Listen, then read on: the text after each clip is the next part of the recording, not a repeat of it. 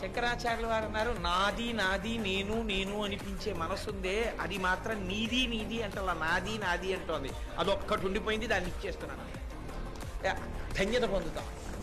కాబట్టి పరమేశ్వరుడికి మనం ఇవ్వగలిగినది అన్నది లేదు. ఏదిచ్చినా ఆయనది ఆయనకి ఇవ్వడం అంతే.